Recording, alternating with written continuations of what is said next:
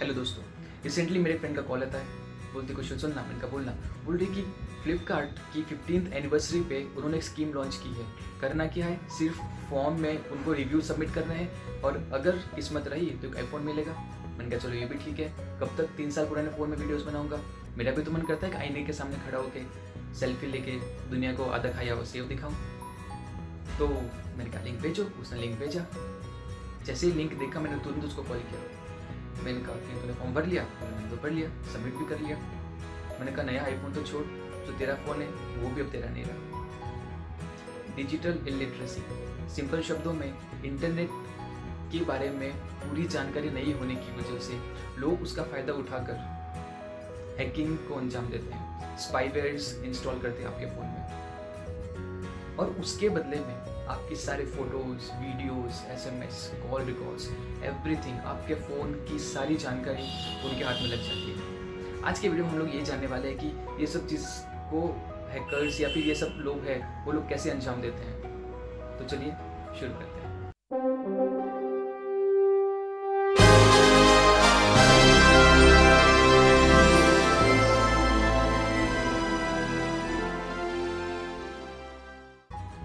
Pegasus नाम तो सुना ही होगा दोस्तों आपने, आजकल बड़ी चर्चा में है। दुनिया के बड़े बड़े लोगों की नींद उड़ा रखी है इसने। दोस्तों इसराइल बहुत ही छोटा सा देश है, 1 करोड़ भी जनसंख्या नहीं है, लेकिन उसके साइबर वर्ल्ड की तुलना आज यूएस और रशिया से होती है। इसराइल की ही एक कंपनी है NSO ग्रुप और उसी ने ये सॉफ्टवेयर डिज़ाइन और डेवलप किया हुआ है।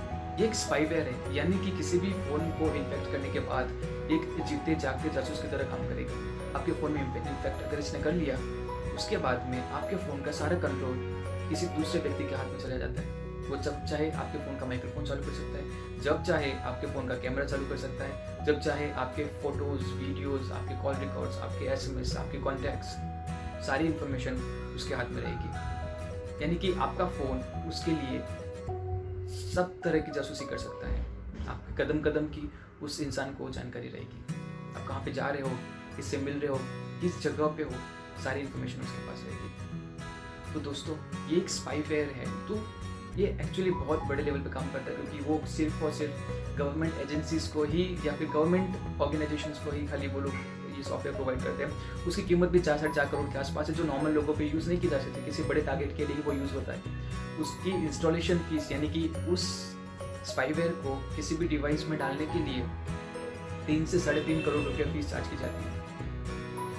तो दोस्तों अब आप बोलोगे यार ये तो इतने बड़े लेवल का है, हमें थोड़ी नुकसान करेगा। लेकिन आपको पता है कि रिसेंटली मार्केट में एक ट्रेंड चला है that every masterpiece has its cheap copy. तो वैसे ही अगर ये बड़े लेवल पे ऐसी चीज़ें हो रही थी, कि आपको नहीं लगता कि छोटे लेवल पे भी पॉसिबल है? क्योंकि ज़रूरी नहीं कि बड़े डेवलपर की ज़रूरत हो, एक बार अगर कोई चीज़ मार्केट में आ जाती है तो उसकी चीप कॉपी भी फटाफट बन जाती है। मैं आपको बताऊँ, आज मार्केट में इतने सारे स्पाईवेयर्स अवेलेबल है, 12,000 रुपये साल के देने के बाद किसी भी फ़ोन को इन्फेक्ट करने की उसमें क्षमता होती है। सिर्फ साल का 12,000 रुपये लगता है। उसके बाद में उस जिस फ़ोन में आप डालोगे उस इंसान के सारे videos, photos, call records, contacts, उसके लोकेशंस, सब कुछ आप ट्रैक कर सकते हो। तो अगर आप किसी के साथ ये कर सकते हो तो कोई और भी आपके साथ ये चीज़ कर सकता है। तो अब सवाल आता है कि इन सब चीज़ों से बचा कैसे जाए। दोस्तों पेगासस अगर सॉफ्टवेयर की बात करें तो बहुत ही महंगा सॉफ्टवेयर आता है, हर कोई अफोर्ड नहीं कर सकता है। तो आम लोगों पे, हम लोगों जैसे लोगों पे इसका यूज़ होने के चांसेस बहुत कम है। लेकिन जो सॉफ्टवेयर 12, 15, 20 हज़ार में मार्केट में मिल रहे हैं वो तो हर कोई अफोर्ड कर सकता है, वो हम लोगों पे यूज़ होने के चांसेस ज़्यादा है। तो उनसे कैसे बचाएं? दोस्तों ये सॉफ्टवेयर्स इंस्टॉल करने के आपके फ़ोन में कुछ लिमिटेड तरीके होते हैं। अगर पेगासस की बात करें तो वो आपके व्हाट्सएप पे मिस कॉल करेगा और उससे आपके फ़ोन में सॉफ्टवेयर इंस्टॉल हो जाएगा। लेकिन छोटे मोटे ऐप्स इस तरीके से इंस्टॉल नहीं की जा सकती। उसके लिए सामने वाले बंदे को आपका फ़ोन अपने कंट्रोल में लेना होगा। आप वो चाहे आपसे 5 मिनट के लिए भी फ़ोन लेगा तो भी वो इंस्टॉल हो सकता है। और आपसे फ़ोन लेके या तो वो इंस्टॉल करेगा या फिर आपको लिंक्स भेजेगा और उस लिंक्स के थ्रू आप क्लिक करोगे तब वो चीज़ आपके फ़ोन में इंस्टॉल होगी। तो अब हमें ये जानना है कि इन सब चीज़ों से हम लोग कैसे बच सकते हैं। कुछ सिंपल स्टेप्स है। पहला तो अपने फ़ोन हर किसी को ना दे, उसको पासवर्ड प्रोटेक्टेड रखे।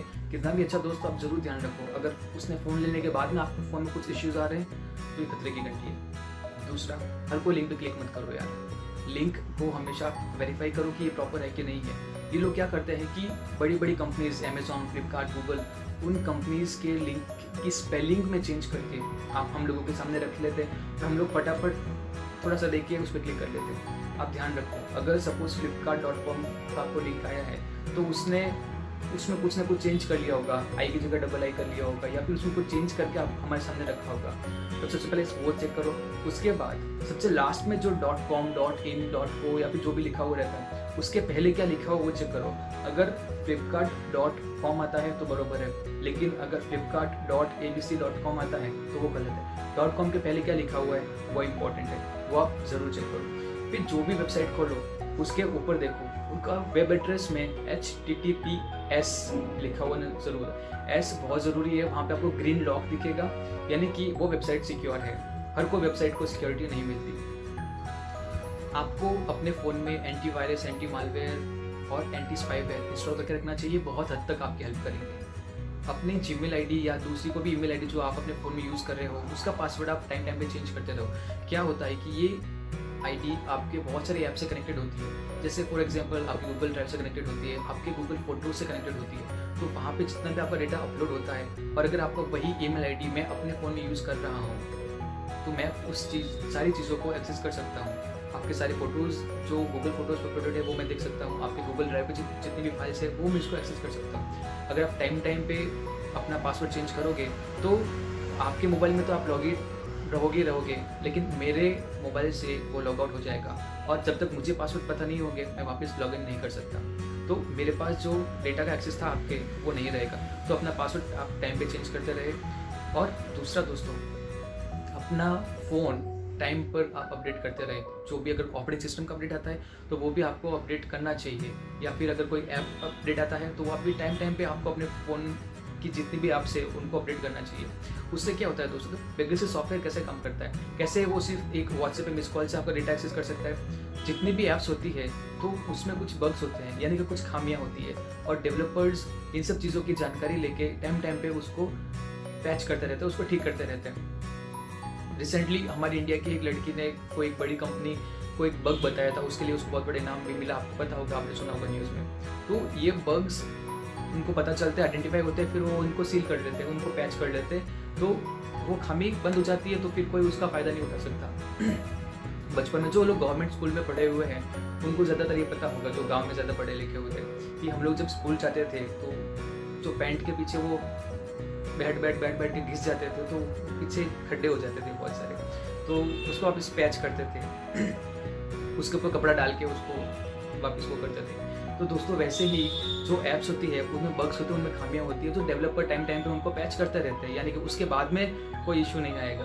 तो वैसे ही दोस्तों आपको अपने फ़ोन जितनी भी अपडेट्स आती रहती है वो अपडेट करते रहना चाहिए, ऑपरेटिंग सिस्टम भी अपडेट करते रहना चाहिए। आप जो मॉडिफाइड ऐप्स भी यूज़ करते हो वो भी आप देख के यूज़ करो। आप फ़र्क देखो कि जब आपने इंस्टॉल किया था ऐप, और जब ऐप इंस्टॉल होने के बाद में आपको फ़ोन के परफॉर्मेंस में कुछ फ़र्क पड़ रहा है, आपकी बैटरी फटाफट ड्रेन हो रही है, आपका फ़ोन बहुत ज़्यादा गर्म हो रहा है, अभी बहुत ज़्यादा स्लो हो गया है, आप अपने टाइम पे रैम चेक करें। दोस्तों अभी तो ऐसा भी है, क्योंकि देखिए जितनी भी ऐप्स होती है वो इंटरनेट से कनेक्टेड होती है। जो भी ऐप्स आपके आपके फ़ोन में जासूसी कर रही है तो वो इंटरनेट से ही सारी चीज़ें भेजती है। तो जैसे हम लोग जियो का मोस्टली यूज़ करते हैं, तो और दूसरा भी जो भी यूज़ करें, तो डेटा यूसेज हम लोगों को देखना चाहिए। डेटा यूसेज में कौन सा कितना डेटा खा रही है वो आपको पता चलेगा, उससे आप पता लगा सकते हो कि आपकी कोई भी पर्टिकुलर ऐप अगर डेटा ज़्यादा खा रही है, मतलब वो कुछ ना कुछ बैकग्राउंड में हो रहा है पर आप उसका यूज़ कम ही कर रहे हो, तो वो खतरे की निशानी है, उसको अनइंस्टॉल कर दो।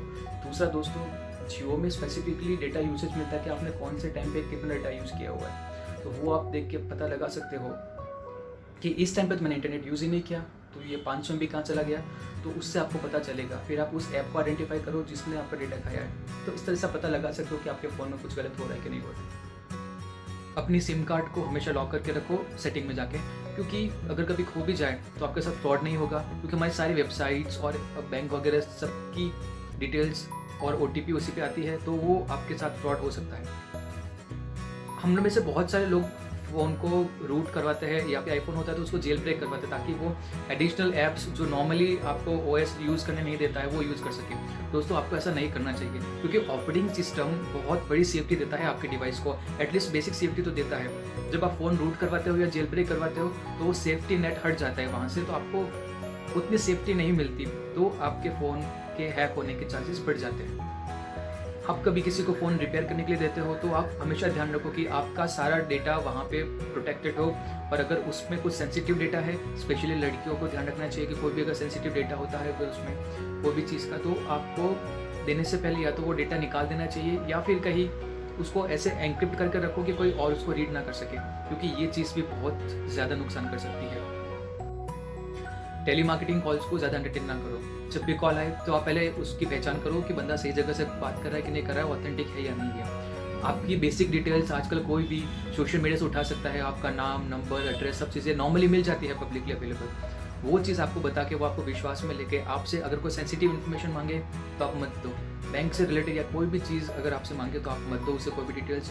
अभी रिसेंटली एम्स के एक डॉक्टर के पास कॉल आया कि सर आपका सिम कार्ड डीएक्टिवेट होने जा रहा है, अगर आपको सेवा चालू रखनी है तो आपके पास जो OTP आ रहा है वो हमें दे दो। डॉक्टर थे लेकिन उनको कॉल पे फटाफट पूछा तो उन्होंने OTP दे दिया। 4.5 लाख रुपए उनके अकाउंट से डिडक्ट होने लगे।